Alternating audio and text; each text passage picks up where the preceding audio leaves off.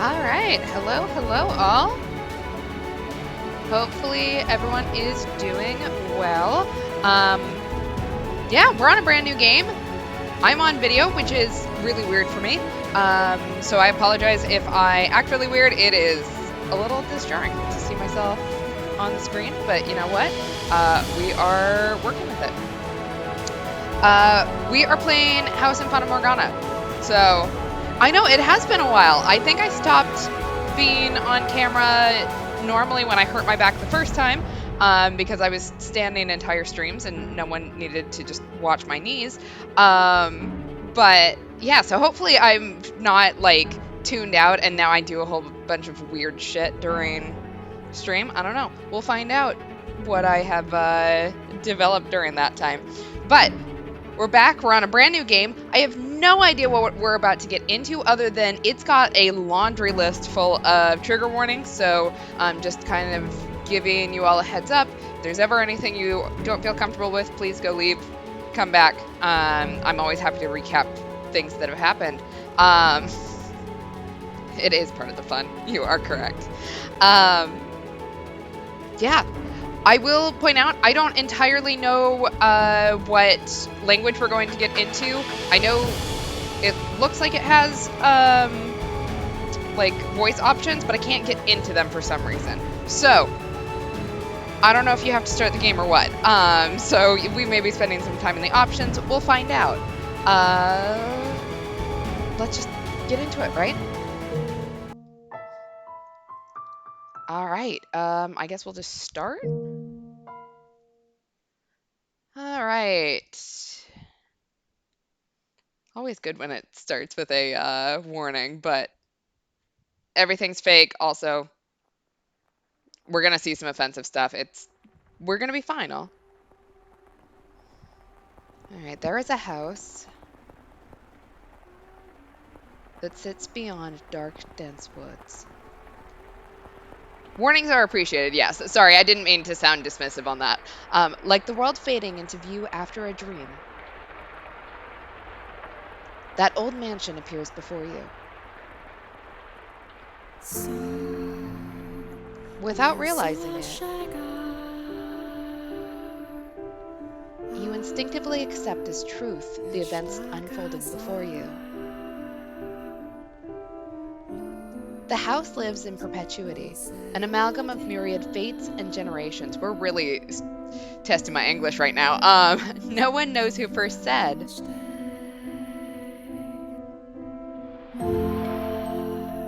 that the mansion was cursed.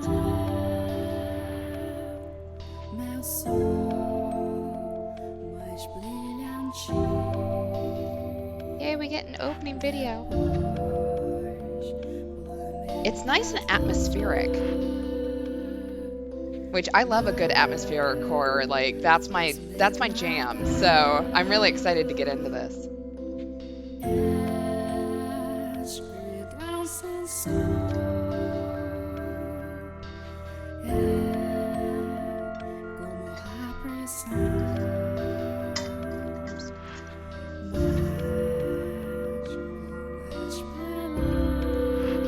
All right, the House in Fata Morgana, Dreams of the Revenants Edition.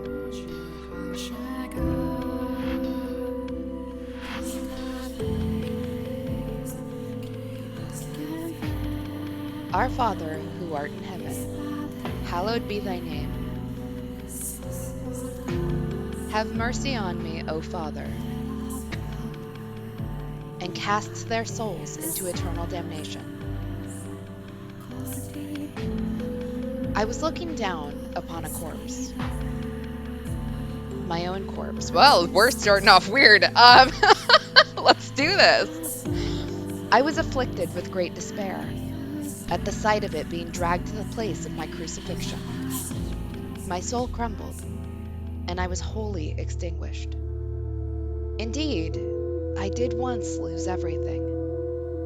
However, as I faded into darkness everlasting, I heard a voice calling out to me.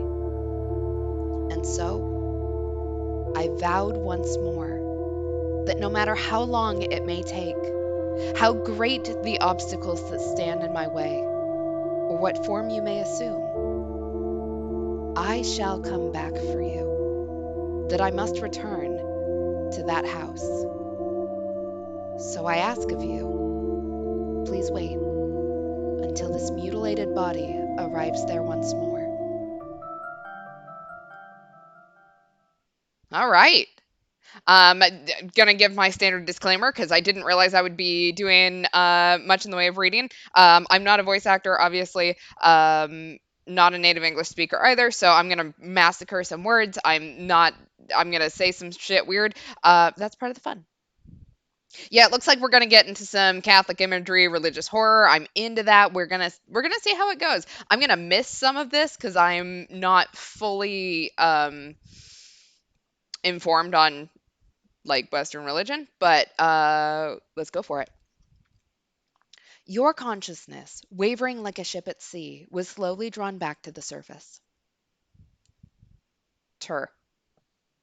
With each new breath, feeling gradually return to your fingers. Oh, I like the capitalized your. I feel like it kind of fits in all of this. Master, you could hear the pattering of rain from somewhere. Master? And the sound of a crackling fire. Wake up, Master. Creak, creak, creak. Wake up. When you came to, you were rocking back and forth in a rocking chair. The room was dimly lit. Aside from the flickering of the fireplace, there was no other illumination. No light shone through the closed windows. There was only the pitter-patter of rain on the glass. It was as though the whole mansion had been enveloped in darkness. Oh, splendid. You've finally awoken. Someone called out to you. You were about to search the room, but that turned out to be unnecessary. The source of the voice was crouching beside the chair, looking up at you with emerald eyes. Yeah, that's what I kind of assumed. Like, the capitalized second person pronoun was meant to imply that we're God, you know. So I'm assuming that's what we're going for. It's also really interesting that we're in second person. From like a writing perspective, second person is kind of risky just because it requires the reader to actually insert themselves in. So I don't know if we're supposed to fully insert in or whether this is going to be some sort of gimmick. We'll find out. Pretty lady!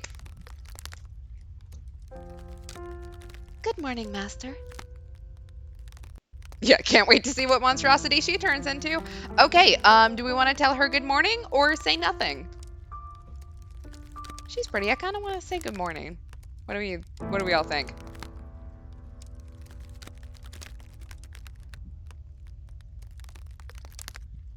Yeah, I do. Let's be polite. Okay. Good morning. What's the matter? Are you still waking up? You seem rather drowsy. Come now, you must gather yourself. Though I am glad to hear your voice. I have simply been waiting so long for this moment. Tending to the mansion all by my lonesome, ensuring it was ready for your return, whenever that time may be. When I caught sight of you through the window, my heart fluttered. The time had finally arrived. You were perplexed. This woman, who looked like a maid, seemed to know you, but you had no memory of her. What kind of herbal tea would you like to start your day with? I have some wonderful chamomile leaves if you'd like. Or perhaps your changes have...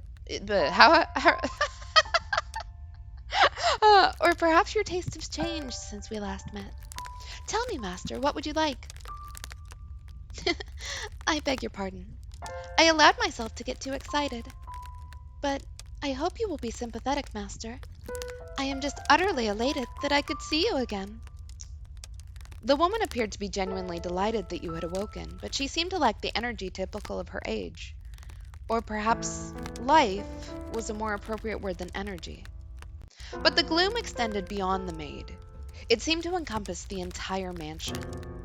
The plaster walls illuminated by the fireplace and the rose engravings in the ebony pillars felt vaguely familiar. But a crushing sense of claustrophobia overpowered that familiarity. Yeah, I can see that. Like, the design kind of gives the feeling of living doll. It reminds me a lot of Mary in spirit hunter is what it's giving me right now. And I don't know whether that, like, you're right. I don't know if it's intentional on Coyote Valley. It's just the art style, like what we're supposed to feel at the moment. We'll find out. It seems as though the house wasn't interested in accepting you just yet. Oh, my, you don't know who I am? Do you not know who you are either? That's quite the predicament. If you cannot remember who you are, then who am I to serve? The woman's face was pale, almost as though she... A faint chill ran down your spine. You are the master of this house, though it would seem you have no memories of such. Quite the dilemma. If you know not who you are, then you are no different than a stranger to me. No? Indeed, you have returned. But from where? That I cannot say. Then how about this? I am a servant of this mansion, and as such, I am familiar with the many incidents that have taken place here. I shall show you the history of this house, master. That will surely allow you to recall who you are. The freshly awakened gears in your head began to turn as you mulled things over. The maid had called you the master of this house, but without a single mirror in the room, you had no way of seeing what you looked like. Unable to decide, you reflexively nodded. Let us be off then, and fear not. I merely entreat you not to let go of my hand.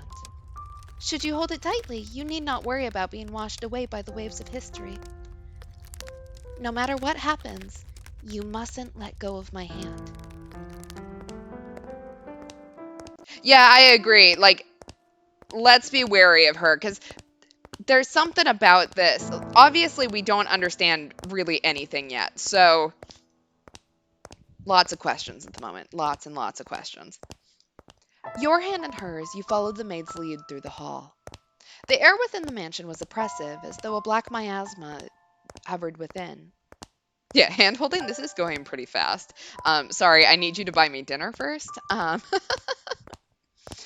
The house was bleak and barren, hardly a trace of color to be found. You came across an open window. Beyond it lay nothing but darkness. Neither sunlight nor moonlight could be seen. There were no chirping birds, no rustling grass, no signs of life at all. Everything that would normally give color to the world had vanished entirely. The only other presence was that of the maid. Following her lead, you proceeded through the mansion. After some time, you arrived at a double door, the glass within shattered. The door, once pure white, had long since faded into a dull gray. It appeared to lead to the back garden. You could hear children laughing on the other side. Though it is in the state you now see it, a beautiful, beautiful garden once lay beyond these doors. The owner of the time enjoyed gathering rare species of rose from all across the world. At its grandest, it seemed every flower was in constant competition for the most majestic bloom. Would you like to see this wonderful era of splendor and prosperity? I very much hope it is to your liking, master. The maid opened the doors to the back garden. A sudden gust of wind brushed across your face, forcing you to close your eyes as you followed the maid out the doors. When you next opened your eyes, the world was no longer blanketed in shadows. All right, we are going into the darkness, the first door. And we got a trophy for that, so that's neat. 1603. I don't know when current day is, so ooh, the thing changed. Yeah. Yeah, the light it burns. The mansion had an alluring air of beauty about it in that era. It was almost like something out of a fairy tale. This period of history could perhaps be described as a symphony of destruction, as cumbersome principles of old came crashing down. Text box, there we go. The other thing, the text box changed. It has flowers in it now, it's pretty. Freed from the day-to-day oppression of these antiquated precepts, the people seemed to hark back to the more poetic, expressive ways of old. They took these newly blossoming emotions in hand, and with them they wrote literature, painted portraits, composed theater, and found love. Even the church, which had maintained authority throughout the Middle Ages, embraced the changing times, adopting the culture's flowering sense of aesthetic. War would break out not 20 years from then, plucking the ripened era from the tree of history. But that's of no concern to us now.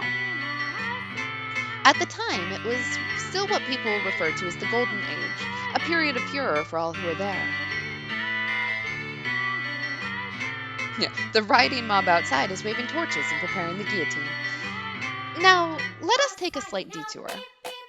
No, we will not be changing locations. This is a tale about the mansion from beginning to end. We will, however, be moving through time. Say, about 8 years into the past. Oh, is it? Let me. I didn't mean to save there. Let me see if I can access the. I saved really there, but I'll save it again really quick.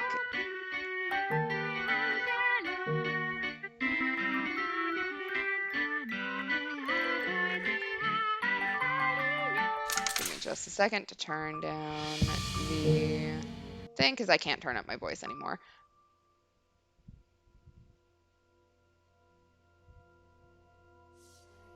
Okay.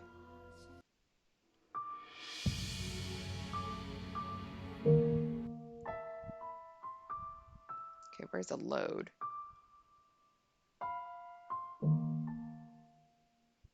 Okay, no, that's not what I wanted to do. Give me just a second.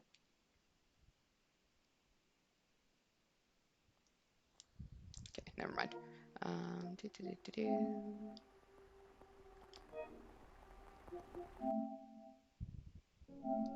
We're just gonna reopen it.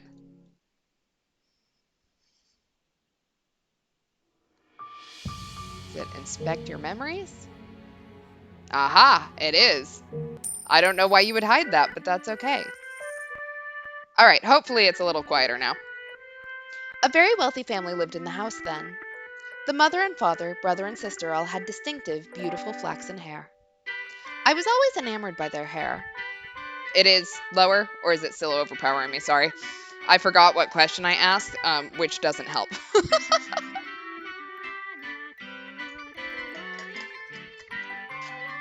It's lower, perfect. Okay. By contrast, mine is the color of a wet crow. So is mine. It's okay. See, there I am, standing around looking rather a fool. I was happy back then. And what reason did I have not to be, afforded the opportunity to attend such a beautiful home? So I poured my heart into serving that family. Listen closely, if you would. That soft, fleeting sound that could only be a young girl singing. Can you hear it? La la la la la la la la la.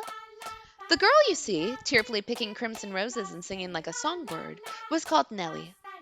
Though young, she sang with elegance. Nellie was deeply fond of the house's garden, and she would often spend her afternoons there. Gorgeous roses gathered from all across the world bloomed in the garden. They were given the utmost care, and even had their thorns removed, so young Nellie would not hurt herself naturally. The light brown-haired girl carefully plucked petals from the roses, gathering up as she sang. Her voice was like music played by fairies. Nay, the sight of her was like an angel descended from heaven. Oh dear, please don't look at me like that. I admit I was being rather fanciful. But what is a woman if not fanciful? little bird, singing night and day. For your little birdie heart, sing your woes away. Pretty flowers all around the birds. Okay, I'm not going to keep singing. And even when the sun comes up. Oh, dearest Mel, I've forgotten what comes next. Are you listening? Nellie was, as a matter of fact, not the only visitor to the rose garden that day. She always came with her older brother, Mel. The young siblings were inseparable. Mel adored his little sister, who in turn pined for his attention. The sight of the two innocent children cuddling together, not yet shackled by fear for the future, was truly heartwarming. He does look a little drunk, like, I can see it.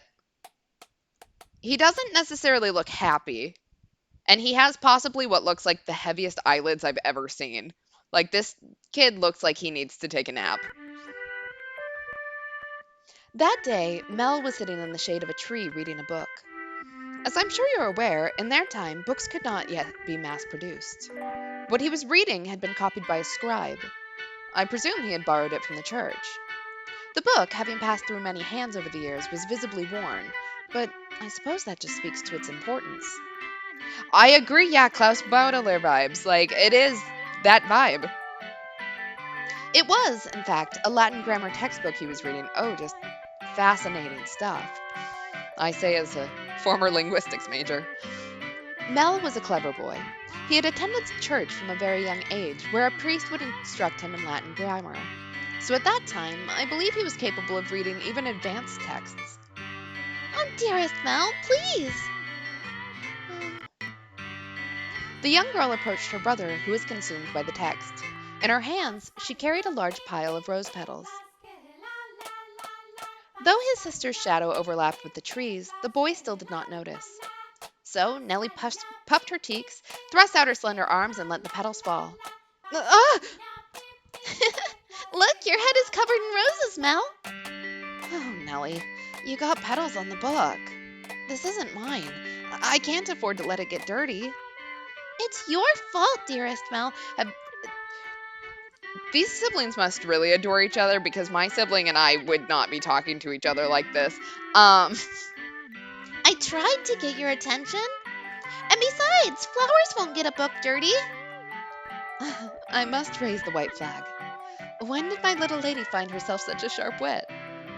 That's true, this is a very different time, too. While waiting for you, dearest Mel. I waited, and you didn't so much as glance at me. I'll be an adult by the time you're done reading that book.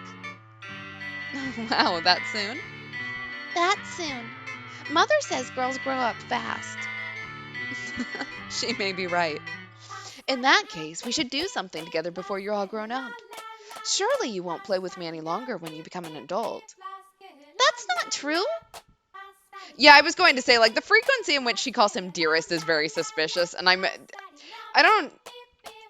don't want to raise the, like, incest flag this early, because we're, like, 10 lines into a conversation, but the flag is already going up. I don't know, man. That's not true. I'll still play with you even when I'm grown up. But grown-ups don't play, Nellie. Fine. I'll stay a child forever then. This is also kind of giving me like Alice Human Sacrifice vibes, and I don't know why, to be completely honest, but it is for some reason. Didn't you just say you were about to grow up? You're so mean, Mel. I'm sorry. Please don't pout, my little lady. How about this? To make it up to you, I'll play whatever you want today. Yeah, that's true. We did just get out of Chaos Child. It's only natural to raise that flag. Really? Do you mean it? I want to play make-believe. Make-believe? Make-believe. I will be a princess taken captive by an evil kingdom, and you, dearest Mel, will be my valiant knight. And then you turn into a prince when you rescue me. A knight can become a prince? Impressive. They can! Knights and princes both have to be charming, so of course they can. Which is why it must be you, dearest Mel. No one else can be my prince or my knight. While he may have appeared outwardly embarrassed as his rose-cheeked sister proclaimed prattlingly, I am certain he was smiling on the inside. After a few moments, he meekly knelt, bringing himself to eye level with Nellie and gently stroking her soft hair. All right, then. You're my princess, Nellie. And not just anyone's princess, dearest Mels, but yours alone. So, don't be anyone else's prince but mine, okay? Yeah. And also, the knight can become the prince consort by marrying the princess. What? Nellie. Jeez, my princess is quite the fawner. Is that bad? Does that make you dislike me? Not at all. I'm proud to have you as my sister, Nellie. You mean more to me than anything in the world, my dear princess. I love you, dearest Mel. You'll always be my prince, forever and ever. Her mood quite improved. Nellie began humming the melody of the song she'd forgotten the lyrics to.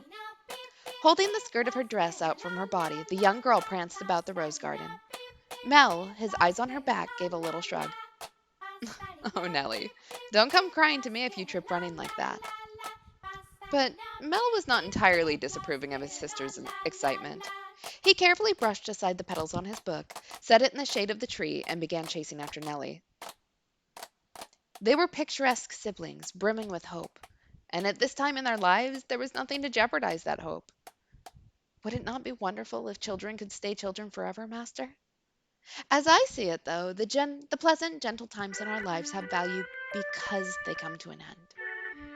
Wouldn't you agree?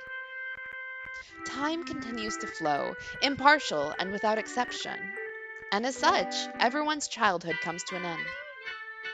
Be that as it may, does time also flow at the same speed for each individual? Now, let us take a trip down the river of time. I would be very much delighted if we could remain at this point in time, but unfortunately, we cannot. Please, do not let go of my hand, Master.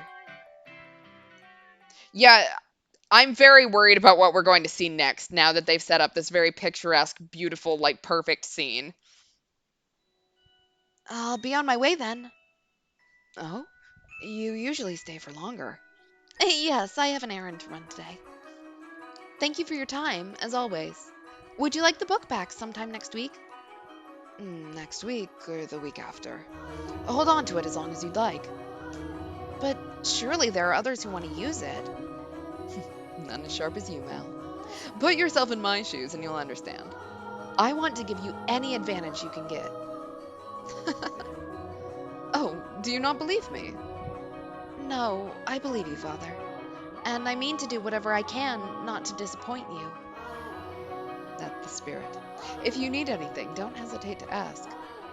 I'm proud to have you as my pupil. Yeah, and Mel, do consider what we were talking about. Going to university? Indeed. If you do, I can introduce you to some accomplished instructors. There's very little left for me to teach you, and I believe you would make a fine priest. It's an honorable thing, Mel, to devote yourself to the service of our Lord. I'll give it some thought. If you'll excuse me then, I'll see you again. Our doors are always open. Farewell.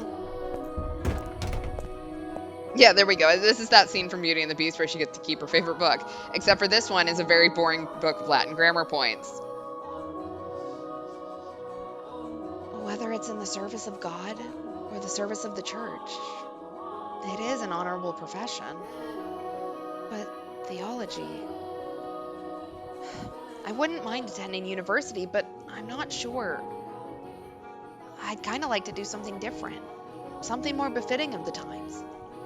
As for what, though, I'm stumped. But I need to make up my mind soon. If I drag my feet for too long, even my father is liable to grow impatient. Mercy me. Young sire, blessed young sire, alms for the poor. This beggar. If I'm not mistaken, he's been outside the church since last week. Alms. The way he shakes his head. I can get a glimpse of his forehead under his hood. He's completely bald. Buy yourself some bread with this. Thank you very much. May the Lord bless your soul. Thanks. The Lord. Oh no! Nellie's going to be cross if I don't hurry home. Curses, and it looks like it's going to rain. Master? Oh, thank goodness. You appear to have a firm grasp on your consciousness. I was afraid you'd accidentally let go of my hand. Now, Master, this is the period of time I truly wish to show you. The boy reading in the rose garden was now a fine young man. Nonetheless, he still bore the same gentle eyes as before, and he would from time to time show remnants of that innocent young boy. He was, in his own mind, still making the transition into adulthood, I suspect. My dude, like, I'm 30 years old and I feel like I'm still making the transition into adulthood. Does that ever go away? Like, because I'm still in that I need an adult. Oh, wait, I am an adult. So, there you go. Just as Jesus said, what we do for the least of us, we do to him. That's a nice little sentiment. I like it. Mel frequently visited the church, on Sundays to participate in Mass, of course, but more often to be tutored by the priest. In addition, he also attended a private school run by an eminent marquis. Though it was not a school where students had desks and sat in rows, they studied at the marquis's estate. Secondary and higher education was not the same as it is today, and Mel was considering university. The priest wanted to recruit him to the church, but Mel was having difficulty deciding what he should do. That he had such a choice is envious, is it not?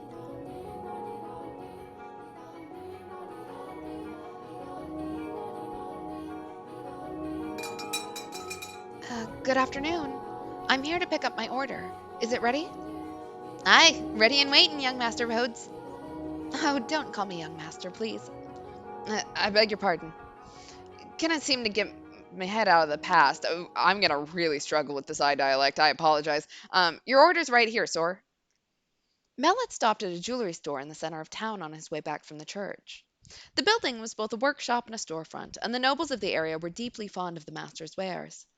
He was so skilled, even the royal family had commissioned work from him. As a matter of fact, the wooden sign out front was engraved with a replica of a piece of his jewelry said to be on display in the palace. Yeah, that's true. Yeah, the transition to adulthood probably does have a major paradigm shift after labor unions get industries to stop using children as workers. That's very fair. As artistry flourished in this golden age, the number of shops selling luxurious items such as jewelry rose in kind. However, the clientele of these shops comprised a very narrow range of people.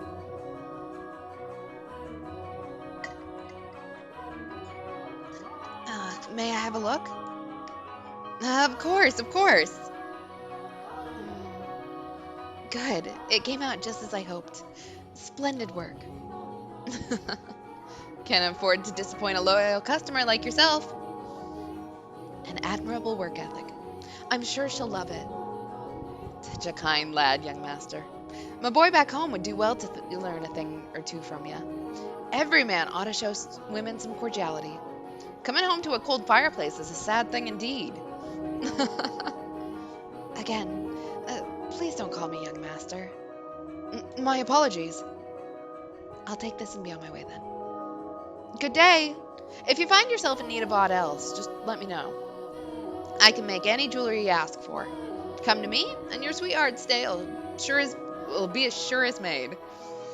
And I guarantee the two of y'all have all sorts of fun when you give it to. Oh, I don't like that.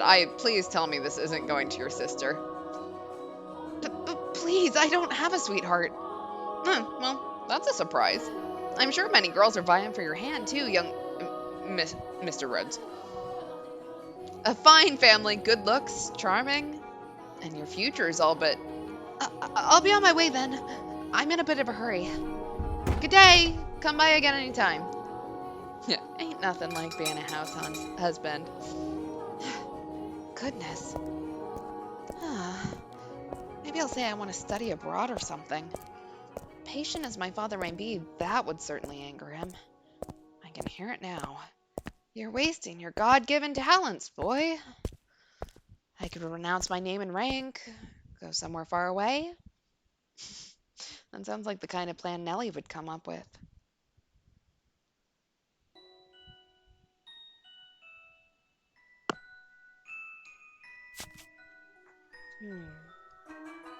As he drew closer to the mansion, the rich fragrance of roses grew more prominent.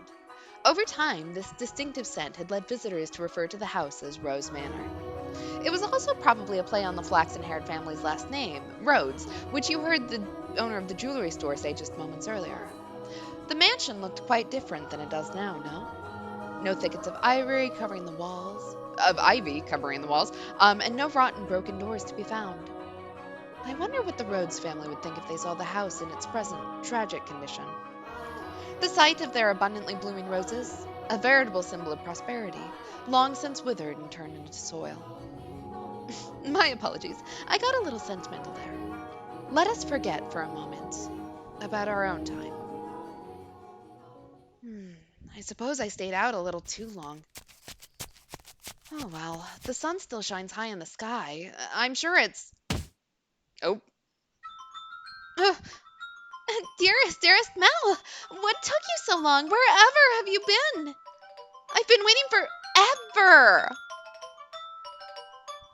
the narration hasn't indicated our gender as the point of view character, other than calling us master. So if that's gender neutral, then we could be anything. But if they mean that in the gendered term, then I assume we're male. Nellie? You're not in the house? Nope. You were taking so long I decided to wait by the gate. But you didn't even notice me at all. Is that any way to treat a lady? All that studying's got your brain stuck up in the clouds. No, it hasn't really. Also, you're heavy. Could you please get off my back? Heavy? I've been gradually reducing the amount of sweets I eat. And I love sweets. To maintain my figure for a new dress, and you call me heavy? I didn't catch that. Were you saying a tongue twister? You're such a dimwit, Mel. Jerk, blockhead, weakling. And obnoxious to boot. Whatever happened to the delightful little girl who was once my sister? She'd probably throw a fit if I said that out loud. I I have heard an ice cream truck like maybe twice in my life. I'm gonna guess ice cream trucks were not a thing back then, but also, wouldn't it have been great if they were? Yeah, there we go. Nellie's entered her tsundere phase. Should you really be outside, Nellie? You are the star of today's event. It's fine. They can call it a birthday party, but I know it's just about fraternizing. It's obvious what Father's true motives are. He'll be gathering a bunch of boys from good families to look for someone to marry me off to. I have no interest in that at all. Don't be like that, Nellie. They're all here for you. At least enjoy what you can of the party. I guess. And besides, it's not completely terrible. Look at this, dearest Mel. What do you think? What do I think? About what? About what? Me, Mel? That was very slow. I had to guess where we were going with that. My new dress. It arrived. I'm wearing it. How could you not notice? I did notice it was something I hadn't seen before, but you have so many dresses, Nellie, so... But this is the dress I had made just for today. Look at the colors. They're so pretty. It's the work of a renowned dyer. And as far as I know, like, dye was very expensive at this point in history. I could be wrong there, but it's, they're well off. And this belt is just lovely. You see how it comes together to form a butterfly? Oh. Oh, I'm just absolutely in love with it. I think I'll be wearing this dress for a while to come. So tell me, what do you think? Does it look good on me? Yeah, it does. It's pretty. In some ways, I guess she is still a delightful little girl. Oh, dearest Mel, I love you. Yeah, I don't know how tsundere she is. Whoa, don't jump on me like that. Oh my, you dropped something. And what have we here? Wait, hold on. No, you can't have that yet. Is it a present? Give it back. I was going to give that to you later. I knew it. It's for me. And just what could it be? Hey, don't open it. What's the big deal? It's going to be mine soon anyway, isn't it?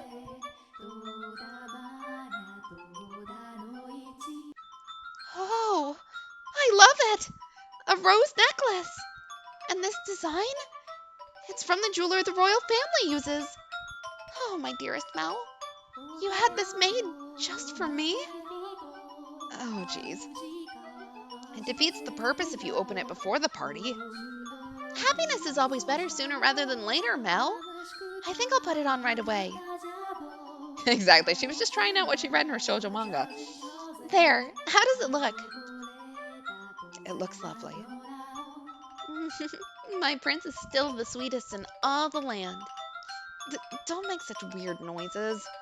Oh, but why not? A prince always knows exactly what his princess wants. And this princess wanted some rose jewelry to go with her new dress. Understand? Jeez, I sure don't have it easy playing your prince, Nellie. It might be about time you found a new one. A prince is a prince because you can't just find one standing on the street corner. If you want to retire, dearest Mel, you're going to have to wait another 10 years. That's a long time. Or if you find yourself a new princess. Uh, I'm not so. Hmm. You're about as romantic as a rock, dearest Mel. But worry not, your adorable sister will always be your princess. What more could you want? Are you really allowed to be the judge of that? I mean, more to you than any other girl in the world, do I not? That makes me your perfect princess. Hey, what was with that laugh and it'll all be over soon laugh? You're always telling me I mean more than anyone to you. Yes, you do. More than anyone in the world, my beloved baby sister.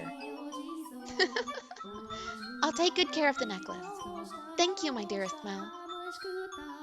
Well, if you're happy with it, then so am I. You're very welcome. Now, back into the house with you. Can't have a party without the guest of honor. Do you know if anyone's here yet? Nope. I imagine they'll be here soon, though. Were you down at the church again today, Mel? Yeah, there was something I didn't know how to translate, so I went to look it up. Wow, so diligent. I can't say I really like the priest there personally. Actually, I kind of feel the same way. What? Really? Why? Well, you know, I have my reasons. So even you don't always like the priest, huh? Let's skip Mass on Sunday then. We can go play. No skipping church. As grew the brother, so too did the sister. That day, Nellie would be turning 14, and Mel, 3 years her senior, was 17. You saw it with your own eyes, so you know just how much she's changed. She was always a cute little girl, and she grew into an even more beautiful young woman. Though she was only 14, she was well on her way to becoming a fine lady. As for her character, well, but a girl like that has her own charms, would you not say?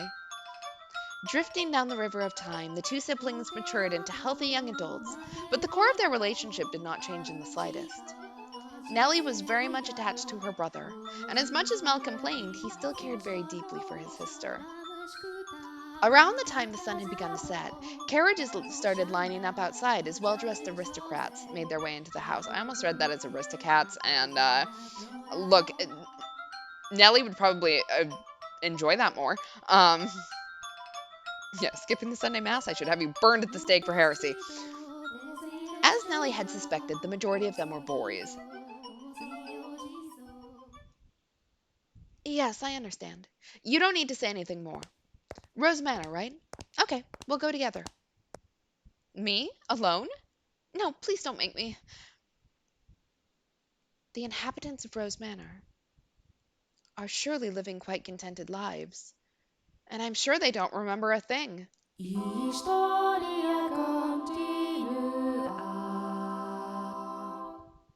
Okay, that was weird, but we'll just go with it. I don't know what that means. The room with the fireplace was always kept in pristine condition so that you could entertain guests at any time. Walls colorfully decorated with tapestries and stained glass windows gave testament to their great fortune. The servants' first assignment every morning was to clean this room. Pitchers, silver plates, and silverware were polished to a shine so they could be proudly put to use at a moment's notice.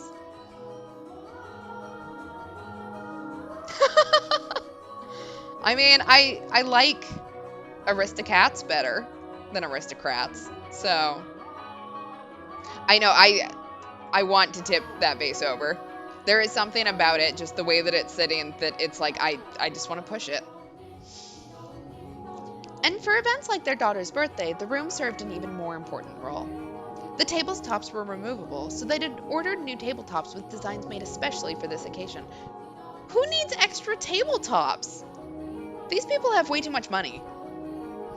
And once the banquet had drawn to a close, tables speckled with half-empty wine glasses and leftover candied fruits were moved off to the side to make room for, of course, the festivities. Yeah, aristocrat instinct demands that it be smashed. Look, eat the rich. Good evening, Lady Nellie. You're looking particularly lovely today. Nellie, I had these jewels cut just for you. You'll let me have this dance, won't you?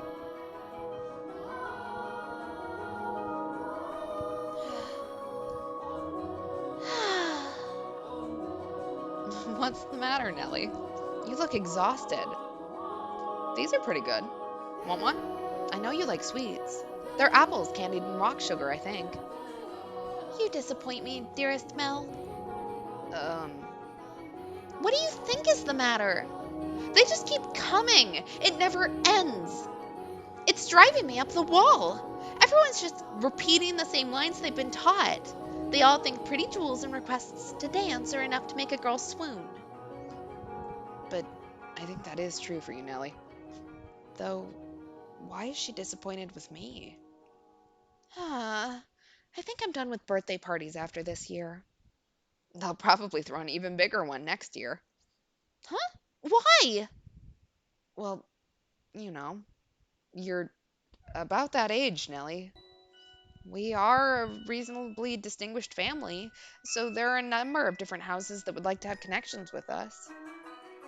Yeah, well, what would make a girl swoon? Being you. Um, I feel like if we're misreading this, I'm gonna feel a little bit bad, but at this point, I'm pretty sure that we're not misreading this, so we're gonna go with it. So, So what you're saying is do it for the family? no, that's not. I won't date or marry anyone. I have no interest in being used as a pawn in their interfamily politics. Pawn? I wouldn't go that far. And I'm sure Father wants to let you choose yourself. You know, someone you actually love. Love? I I never thought I'd hear you talking about love, dearest Mel. You don't even understand what makes Shakespeare's plays so beautiful, and you're talking about love? You fell asleep during Romeo and Juliet, and you're talking about love? We went all the way out to the Globe Theater, too. Well, pardon me for being ignorant when it comes to romance and the arts. But you're not, Nellie. Shakespeare's make-believe story made you cry like a baby. Anyone would cry at that. You'd have to be crazy to sleep through it. That's not what I'm saying. Someone as emotionally vibrant as you, Nellie, would have no problem finding love. Dearest Mel, we should dance. Lady Nellie, could I have this? Let's dance, dearest Mel. What? Me? That's true, yeah. Aristocratic families were known to keep their bloodlines pure by marrying within the family, so it's a possibility. Look, it's at least on one side. I feel very comfortable saying that. So, We don't. Come on! I really like this song. quit pulling on me, Nellie. What's the point of us dancing? We're siblings. Mother and father are staring daggers at us. No matter. What day is it today, dearest Mel? Your birthday. Exactly. So I can do what I want. Now, attend to your princess, as a proper prince should. Oh, geez, how did I get myself into this? Nellie's skirt fluttered along with her as she stepped in time to the music. She was not only a skilled singer, but a skilled dancer as well. Mel, on the other hand, fumbled over his own feet, trying to keep up. One would be hard-pressed to describe his dance abilities as good, even as flattery. Though boys of his pedigree were taught to dance as part of their etiquette lessons, he found himself more being dragged around by his sister. He could hardly be said to be attending to her. This is humiliating. Because his parents had been hands-off in raising him, largely giving him free rein to study and learn what he pleased, Mel looked like a tangled-up marionette. From throughout the hall, he could hear giggling, uncomfortable chuckling, and people coughing to disguise their laughter. Come now, dearest Mel. If this is the best you can manage, what are you going to do when you find a girl that catches your eye? I won't, so it doesn't matter. Follow my lead, Mel. 1, 2, 3. 1, 2, 3. Nellie alone enjoyed her time dancing with her brother, and quite thoroughly at that. Yeah, exactly, ace icon Mel. It did not matter to her that he moved awkwardly or that the guests were giving them cold stares. It was their parents who first cracked under the pressure. Just as their father was about to give an exaggerated cough and stop the music, a ruckus suddenly swelled up near the entrance. Huh? What could that be? Who knows? Whatever's going on, I've been spared. The music came to a stop and the party guests began bustling. The siblings' father spoke up sternly above the noise in order to quell the spreading commotion. He ordered the servants to investigate, had the music restarted, gave a short apology for the interruption, and set the party back on course. There we go. It's going to be an enchantress with a magic rose. She's asking to stay the night, and when we say no, going to be a giant beast. We know how this story goes. We got this. I went to go check on the entrance with the other servants, as I recall. Oh my, why are you looking at me like that? These are not my memories, but those which dwell within the mansion. Do you think we should be following what happens next from my perspective, then? That's not what confused you. Well, your questions shall be answered in time. In time. Now let us return to our tale. Though the party had fallen still for a moment, their father's decisive actions restored the guests' festive moods in short order. So it was not by any means the commotion that caused the ball to conclude earlier than planned. Oh dear, I hear thunder. It was rather loud, too. Sounds like we have quite the storm brewing. They lived in a country where the weather was nothing if not unpredictable. Rain was a frequent occurrence there. The stretches of time with clear skies grew longer as summer approached, but the weather was still somewhat unstable on the cusp of the two seasons. They had a strong wind that night as well, which turned the raindrops into little spears on the window. Were the party to continue on any longer, no one would be able to go home. Although their father was quite concerned that Nellie had not got on with any of the aristocrat boys, he decided to cut the festivities short. Thank goodness it ended early. How lucky I am. This must be a blessing for always being such a good girl. I'm not sure having your own birthday party cut short counts as lucky. But it was no fun. I can't help it if I'm not enjoying myself. And for heaven's sake, Arthur was here. I have no interest in dancing with that dunce.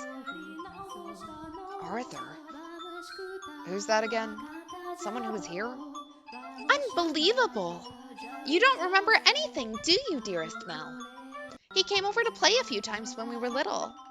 He's covered in gross freckles, and he's a huge jerk. He said my hair looked like the color of fallen leaves. Fallen leaves! Just thinking about that ugly smirk has me fuming. There we go. This is Beauty and the Beast. The winds of that storm are coming from Zolden. We need the Keyblade for this next fight. And yet he acts like nothing happened. He even calls me Lady Nellie, for goodness sake. Are you listening, dearest Mel? I'm listening. I wonder what the ruckus earlier was. You weren't listening, were you? Who cares about that? Sorry, but aren't you curious? It probably wasn't another guest, at least. Maybe a cat sneaked in. You think so? Did a cat knock on the door? That is a very strong cat. I do. But enough about that. Would you like to play cards in my room, dearest Mel? Seriously? I'm exhausted, though. It's not even that late. Fine. Something feels kind of off. I hate that data battle, man. That is so hard. And it feels like luck even when you do beat it. Yeah. I'm with you on that. A cat. I want to go check. Come on, hurry up. Hold on. You don't need to drag me, Nellie. My birthday isn't over yet, so you're not done attending to me. Nelly.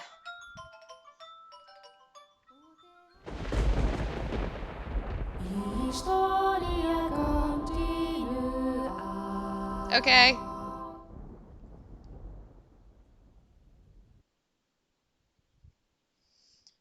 The rain just won't let up.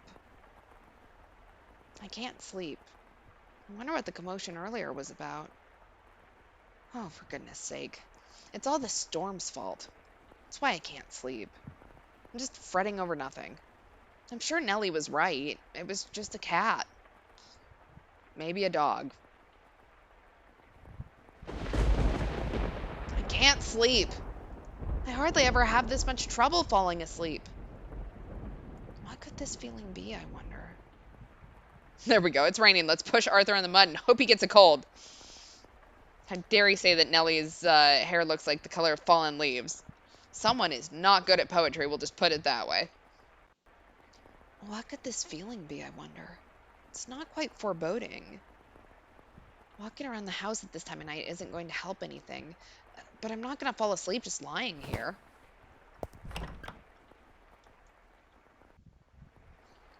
The only sounds that could be heard in the dark corridors were the sharp pitter-patter of the rain, his footsteps, and his breathing. Though he was intimately familiar with the layout of the house, that night the hallways felt like an endless labyrinth veiled in shadows. No moonlight shone through the windows, so he naturally found himself moving cautiously, despite being in his own residence. Keeping the palm of his hand pressed up against the chilly wall, he put one foot in front of the other. But to where was he supposed to head? Look, he probably was trying to compliment her, and she did misinterpret it. But also, when it's just bad poetry, I can't really blame her. I have problems with that. It's like someone equating you to, I don't know, a frog and meaning it as a compliment. Like, is it a compliment? That's what they mean it as, but is it one, really? Mel, of course, had no way of answering that question himself. If he had anything, it was guidance from above, the path to his destination lit by flashes of lightning. Or perhaps there was something else leading him along.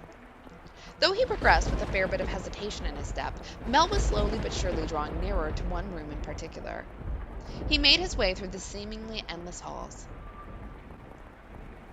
Past the living room, its fireplace long since cooled, into another corridor, and then stopped outside an Abigail's bedchamber. I don't know what an Abigail is, but I guess maybe we'll find out. The dim glow of a lamp spilled through the cracks in the door. There we go. I was trying to say I find your long tongue sexy when I compared you to a frog. Like, same level. Oops. Sorry if my mic's getting weird. A gust of wind is not necessary to make a flame flicker. A person's movements or vibrations in the air from someone speaking, the slightest of motions can cause the light of a fire to quiver. Shifting suddenly, as though nudged by an invisible fingertip. I can see light from inside. Is she still awake? A voice. He seemed to be hesitating.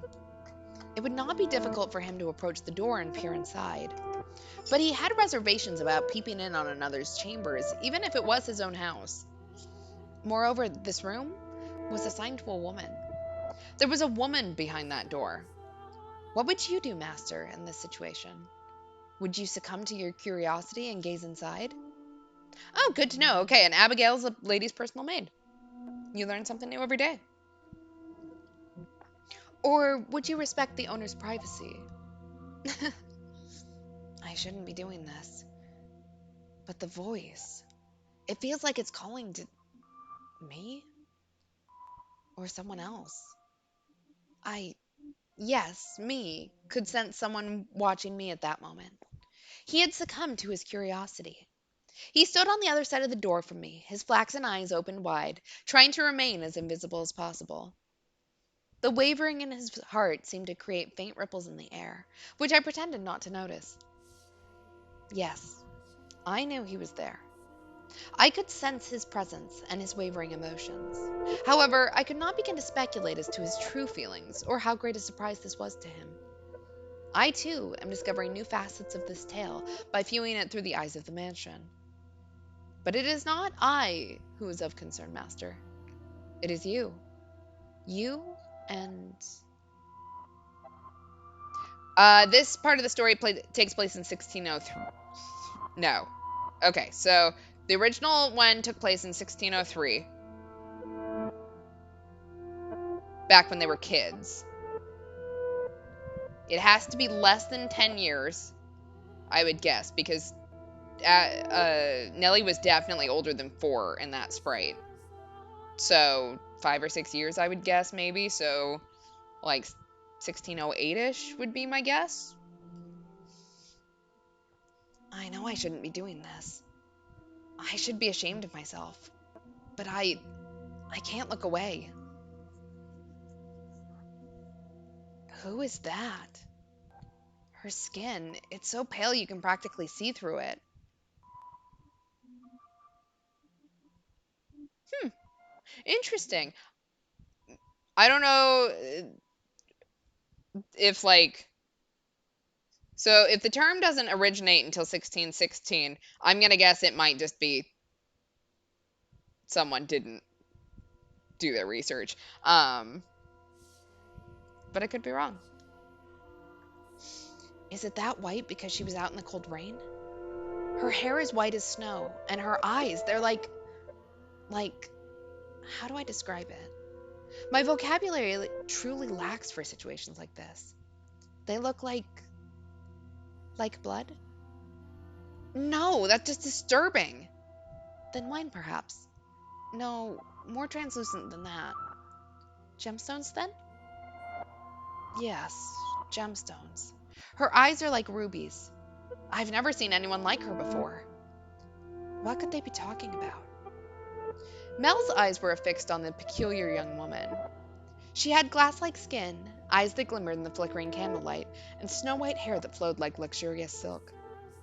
But her lips were bluish-purple, her soft, delicate skin sullied with grime, her twinkling eyes pointed down at the floor, and her hair a disheveled mess. Yeah, her hair definitely looks like a disheveled mess. She's gorgeous, and I am jealous. She was, even at a glance, clearly not a lady of means. That's true. Yeah, there we go. Maybe it's just that we're using the term to describe something that already predates it. Or it could be that we're using that term because it's the maid narrating. Because we don't know when current time, our time, is. So I assume that's after 1616 because we're going back in time. But I could be wrong. I don't know. She does look like Rikaku Mimatsu. Like that. I can see it. She was, even at a glance, clearly not a lady of means. The tips of her fingers were cracked from the cold, her nails pale from malnutrition, and her garb little more than rags. However, true beauty is always visible, no matter what it may be hidden beneath. Even wrapped in a veil of insalubrity. I probably murdered that, I apologize. Even if she thought herself hideous. I wonder what happened to her. Mel could no longer avert his gaze from the girl's visage. He had, for the time being, forgotten the shame he felt for peeping. As he strained his ears to hear the conversation taking place inside, a sickly voice arose from the white-haired girl's purple lips. So feeble was the sound that a gentle breeze flowing through the room could carry it away. I apologize for the trouble. Think nothing of it. Give your apologies and thanks to the mistress. Understood. There is something strangely comforting about this house, almost as if I've been here before. If my father were here, I'm sure he would be quite fond of it. I'm sorry about your father. That's not... There's nothing you could have done, I imagine. When you came to our rescue, he was already... Rescue? Father? Was that, perchance, what the commotion was about? He stared intently, entranced by the scene unfolding beyond the door. A gaze can often signal one's presence to others more effectively than words. The white-haired girl could likely sense him there as well. She flicked her gem-like eyes upward. That was when the boy finally felt a pang of panic. For a split second, his flaxen eyes met her ruby eyes, causing him to recoil from the door. His heart was pounding like the rain outside. Careful not to make a sound, he took 1, 2 steps away. There we go, yeah. I would assume so. So salubrious means beneficial to one's health or wellness, so insalubrity refers to a lack of it, probably. Or they're just making up words again. We'll find out. Did she catch me? I'm not sure. It was only for a moment. She can't have seen me. The boy did not have the courage to peek in on the room a second time, so he cautiously returned to his bedchamber as quietly as he could manage. But even beneath his covers, he could not erase that girl's eyes from his memory. Her melancholic red irises, her voice delicate as a glass sculpture, her pale, almost lifeless skin, her pure white hair. Every singular detail kept him from banishing her image from his mind. Nor could he restrain his heavily pounding heart. Who could she be?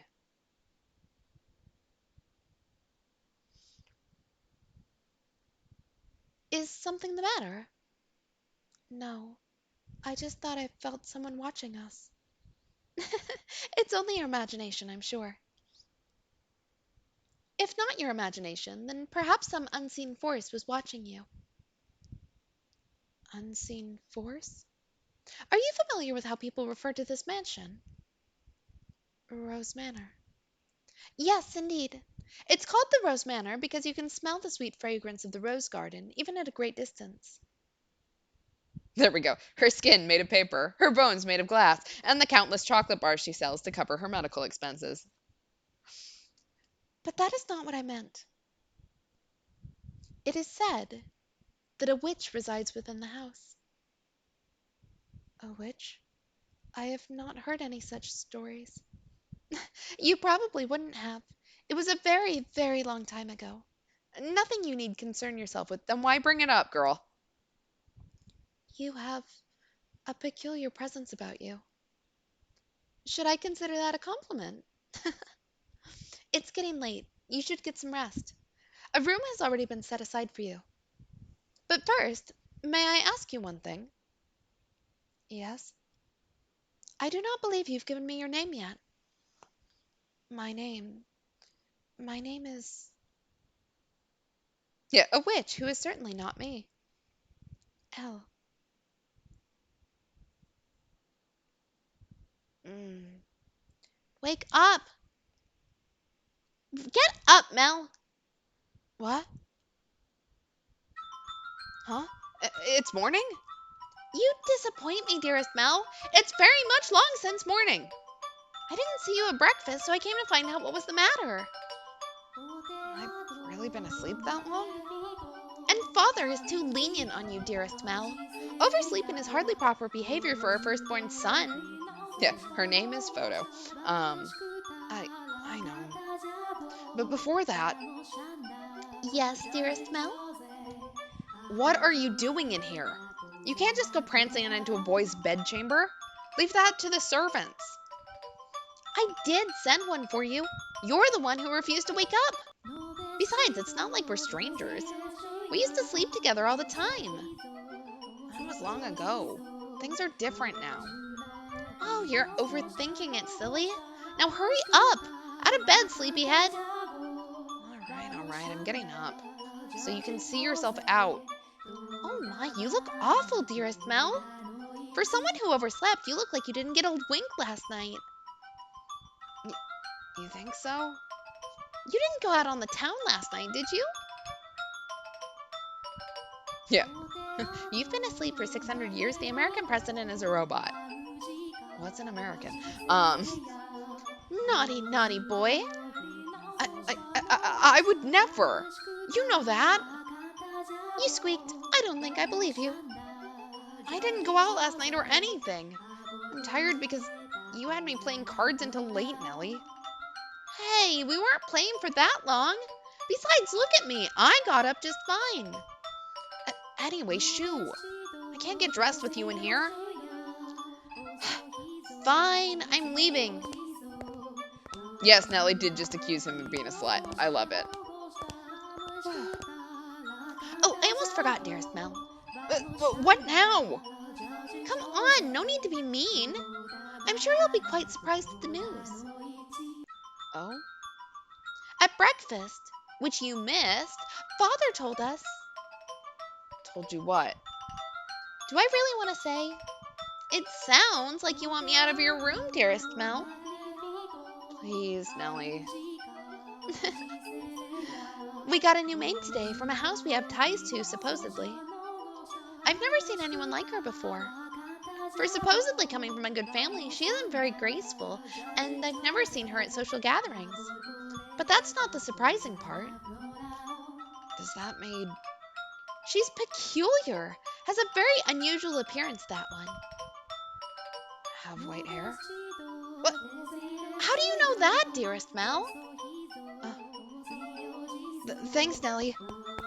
Hey, get back here! Oh, for goodness sake, what's gotten it into him? Bah. At the time, the majority of the servants at the mansion were men. However, the ladies of the house all had Abigails, so there were several women servants, myself included. The maids, by and large, were selected from the daughters of the other esteemed families. It was, you could say, a sort of training before they entered society. The girls would serve at houses even more powerful than their own, and the white-haired girl Mel saw the night before was one such maid. When he heard this, Mel could not sit still any longer. Oh, I didn't really think this through, did I? Yeah, the new maid has been Norded. I don't even know where she is. I'm guessing she's probably Mother's maid. White hair. It has to be the girl from last night. But deep down, he was having difficulty believing the young woman he had seen the previous night was truly here to be a servant. And can you blame him? When he saw her, she was an absolute mess. Hardly what you would envision from a girl of class. But he did not seek her to find out whether that was true. He merely wanted to see her once more, to ascertain whether what he had witnessed the previous night was real or his imagination. And he wanted to have an actual conversation with her. I don't want to run into Mother. That would be awkward.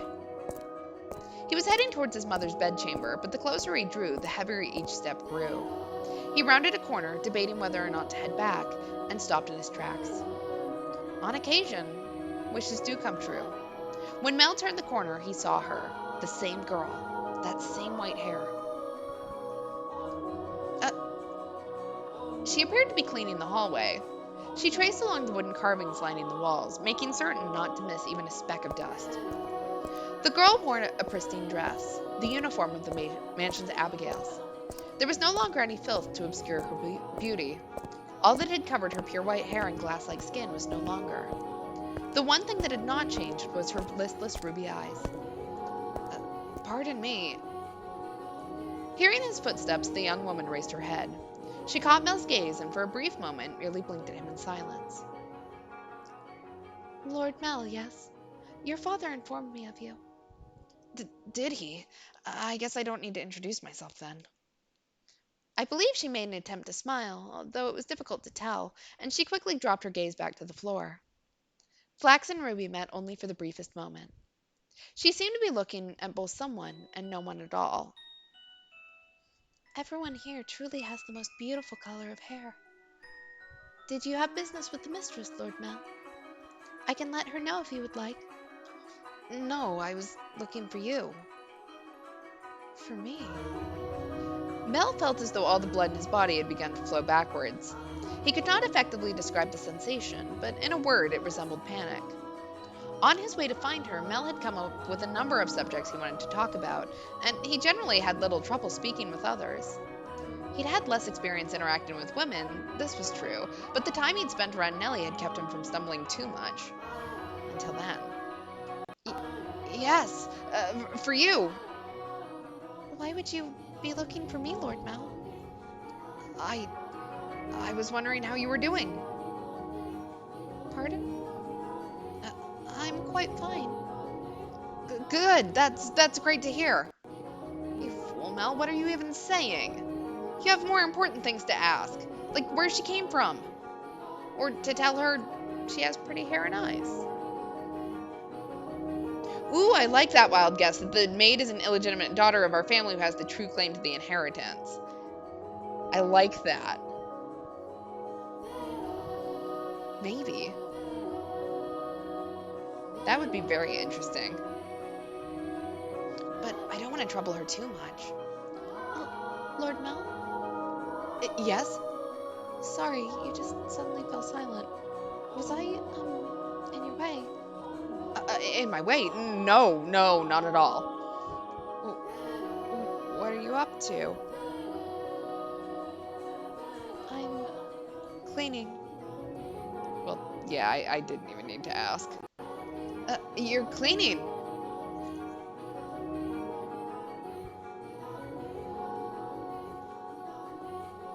No, you can just let the other servants take care of the cleaning. You're one of the noble's daughters we took in, right? Then why is Mother making... No, I'm doing this because I want to. The mistress appeared to be busy, and I could not simply be idle. But I enjoy cleaning. Well, if you say so. Say, yesterday... This mansion is truly a thing of beauty. All the many roses in the garden, even the furnishing has had a great deal of thought put into it. This family must have a wonderful sense of aesthetic. Oh, yeah, thanks. Did she just change the subject on me? I'm delighted to have been given the opportunity to serve in such a magnificent house. Mother and Father actually had nothing to do with that. Not even the garden. That's all been around since my grandfather's time. This mansion was a complete wreck when he bought it. Oh, was it? Yeah, frankly, I'm surprised he actually paid money for it. The chandelier in the foyer was shattered and only half attached to the ceiling. Most of the decorations on the walls were broken. I can hardly imagine. This is a marvelous, impressive house. I'm sure he'd be flattered to hear it.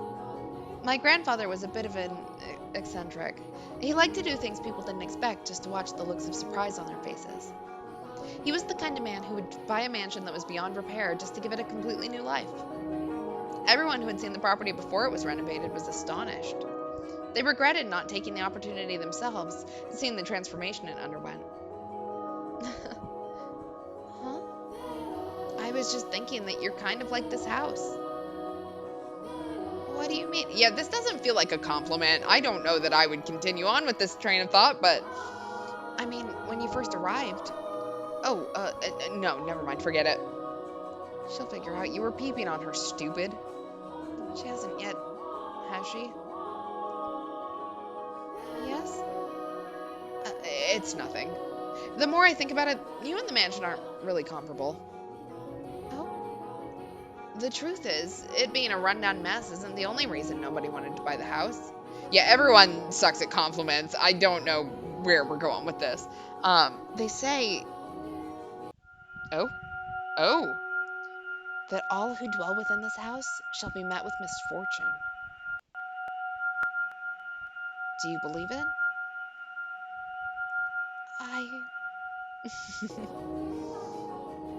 I'm just kidding. It's not actually true. It's all rumors and hearsay, embellished to make the tale more exciting. The rumors only started because of how it used to look. If the mansion truly begot misfortune, then we wouldn't still be here. And it wouldn't explain how my grandfather died. Do you know how he passed away? This is a really weird thing to bring up with someone you just met, but hey, guess how my grandpa died? No. How did he? In what? Inside a lovely lady. What? Believe it or not, that was how he died, together with a young, beautiful woman. His time ran out while he was making love to her, they say. Oh God, I was hoping I misinterpreted that. Why would you bring this up with someone you've literally just met? Oh my God. Yeah, they say that all in the house will meet misfortune. My grandfather heard that and said, challenge accepted. A rather crude way to go. But He was hardly misfortunate. What'd I tell you? Uh, Yes? just so you know, I promise I didn't inherit my grandfather's propensity for such base behavior. I am pure of body and spirit, dedicated wholly to my studies, so. Hey, she laughed. My apologies. No, it's fine. Anyway, we were talking about the mansion, right? Yeah, Mel, your flirting skills are literally the worst. I have voiced a lot of really bad flirting, and that was probably the worst story I've ever heard told as flirting in any of the games we've played so far, which is actually a pretty high bar. I've always thought it was kind of a strange place myself. That dress you're wearing, it was found here after my grandfather bought it. You don't see that kind of design around these parts, so I'm guessing it was probably imported. The architecture's really old-fashioned too, which must have caught grandfather's eye.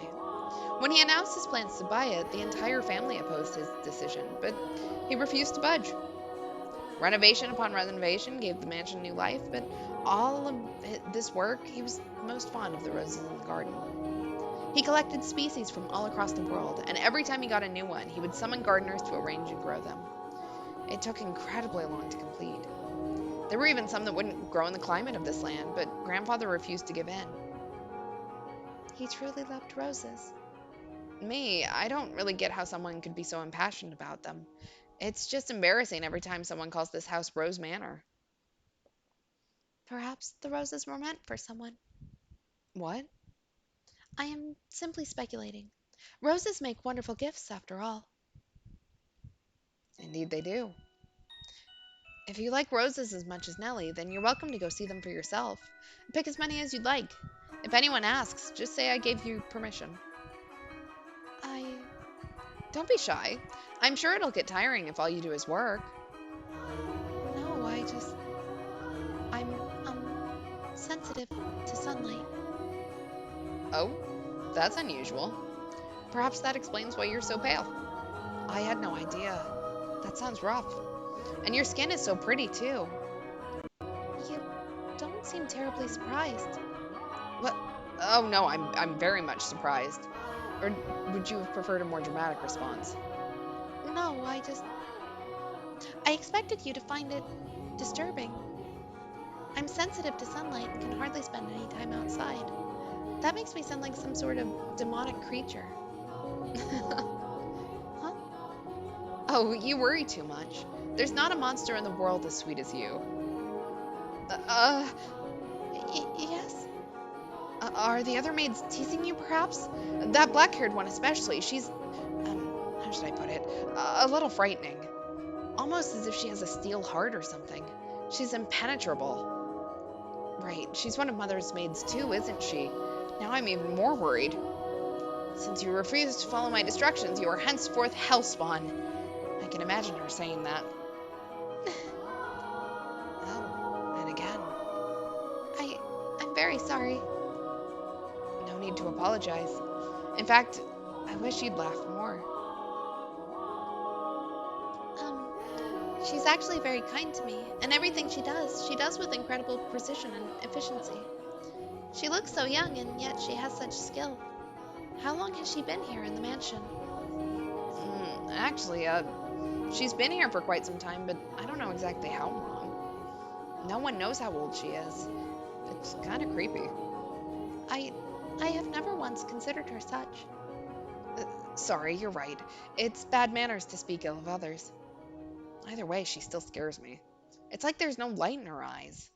Or like her smiles are all faked. That doesn't make her any less pretty, though. Uh, the conversation died. I have to think of something else to talk about.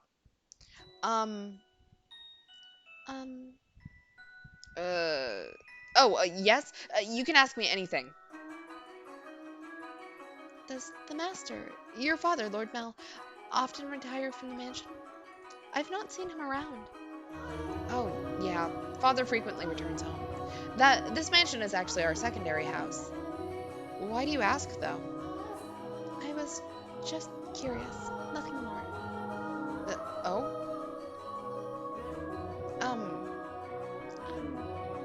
Yes, what is it? One of the maids asked to see me, so I should be on my way. If you'll excuse me. Wha- all right. See you later then. Yeah, we have a beach mansion. Um, Goodbye. oh, right, one moment. Huh? Since you're sensitive to the sun, I can pick some roses from time to time for you. For you to decorate your room. Lord Mel. That's all. Sorry for holding you up. Oh, why am I so bad at this? She definitely thinks I'm obnoxious. I want to hide under a rock. I want to reverse time and try this over again. Roses are not becoming of me. He is too kind.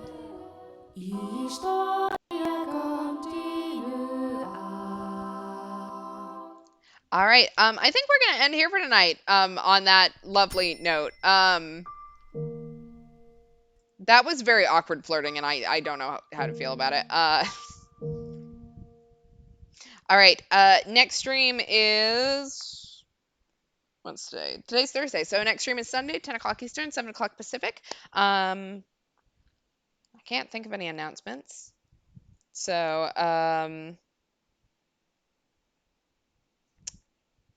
yeah, that's all I got. Have a good night. Hopefully you enjoyed. Glad that this is piquing interest. I'm really interested to see where this is going. I don't know exactly where we're going, but we are going somewhere, I think. So there's a lot of threads that we have to explore, and I'm looking forward at figuring it out. So have a good night, all, and see you on Sunday. Bye.